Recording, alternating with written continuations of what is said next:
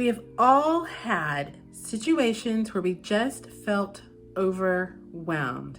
Well, today I'm going to share 3 tips that I use with my clients in their sessions that helps them feel safe, stay present, and to process their experience after. So come on, let's get going.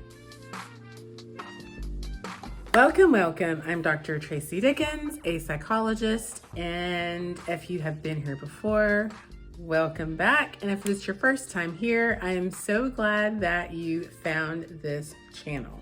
At least once a day, I use these 3 skills with one of my clients. It is a tried and true way to keep people present in the session and to keep us moving forward and to teach them in the moment how to actually experience emotions, not avoid them, not sidestep them, not try to diminish them. And they have the opportunity to recognize that the skills are helpful, which hopefully encourages them to use the skills again and again and again so they can build some emotional resiliency.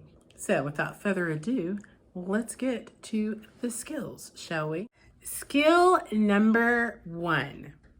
This probably isn't going to be much of a surprise. Breathe.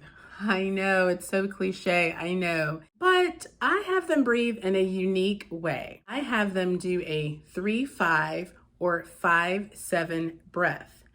What that means, they breathe in for 3 or 5 seconds, and they exhale for 5 or 7 seconds.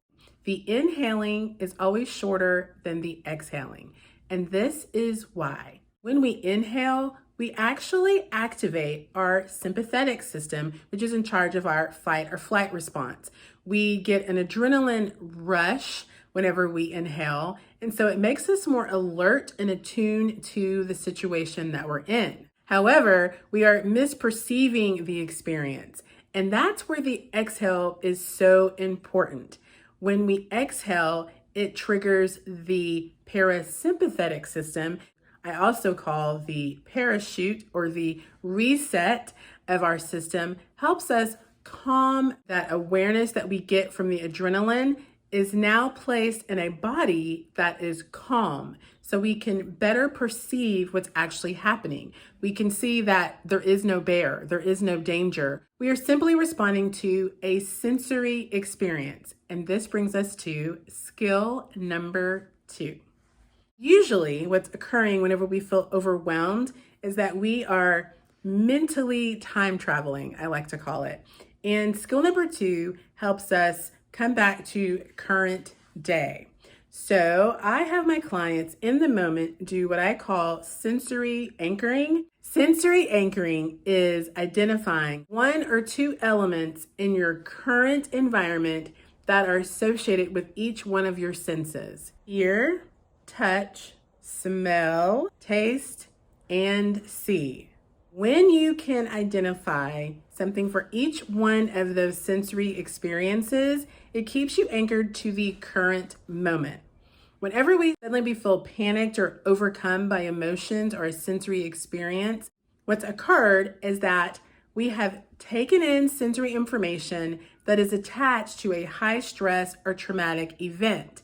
So that sensory information triggers historical sensory information, and it starts to hijack or piggyback onto our current day experience. So in other words, our brain and our mind is convinced that what happened is actually happening. Whenever you go through your senses and attach to the current experience that you're having, it unhooks historical from present, and you can calm your system. So that's skill number 2. On to skill number 3. Now it's time to actually look at your experience.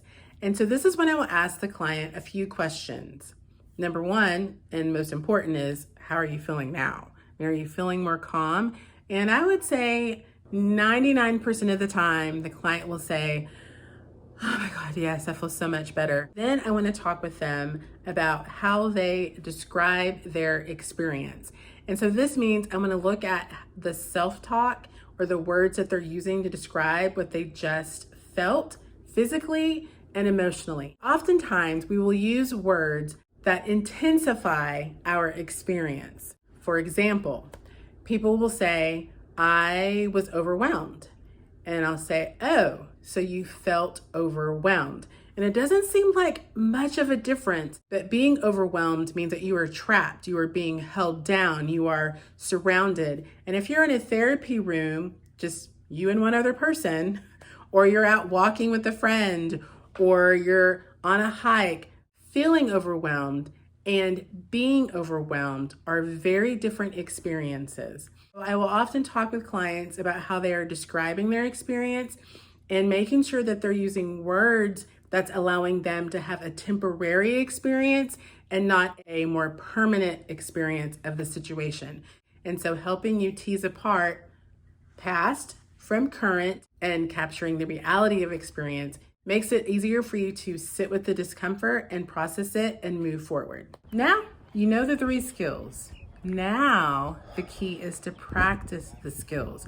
And practice the skills multiple times a day for brief moments. The key is to practice when you're not being triggered, because you want to create new neural pathways. So when you are triggered, the skills are readily available for you to use.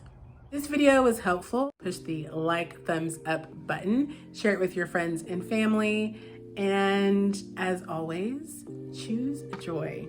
Take care, and I'll see you in the next video. Bye.